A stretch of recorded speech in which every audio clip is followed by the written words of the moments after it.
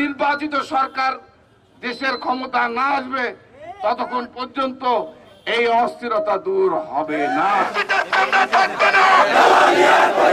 যত তাড়াতাড়ি পারি নির্বাচন দিয়ে বাংলাদেশের মানুষের এই অস্থিরতা দূর করতে হবে।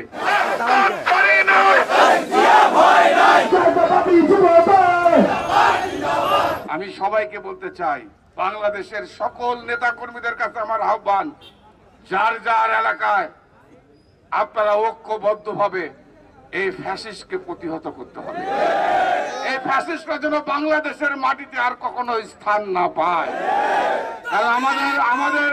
আমাদের সংগ্রাম এই 17 বছর যারা আপনাদের উপর নিপীড়ন, নির্যাতন, অত্যাচার, অবৈধভাবে ক্ষমতায় ছিল, আমাদের সংগ্রাম তাদের বিরুদ্ধে। তাই আমি পরিশেষে আবারও বলবো, সকল রাজনৈতিক দলের কাছে আমাদের আহ্বান, আপনারা এখনো সময় আছে, এখনো সুযোগ আছে। আপনারা আর এই কাদা ছুড়ি না করে আমাদের নেতা, আমাদের দলের নেতৃবৃন্দ, আমরা সবাই মিলে এই ফ্যাসিস্টের বিরুদ্ধে আমরা ঐক্যবদ্ধভাবে যত তাড়াতাড়ি পারি নির্বাচন দিয়ে বাংলাদেশের মানুষের এই অস্থিরতা দূর করতে হবে। যতক্ষণ পর্যন্ত নির্বাচিত সরকার দেশের ক্ষমতা না আসবে ততক্ষণ পর্যন্ত এই অস্থিরতা দূর হবে না। বান্ডেল থাকলে প্রতি সেনমানিতে টাকা বাঁচবে।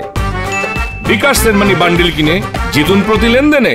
আমরা চাই নির্বাচন এবং ঐক্যের বিকল্প নাই।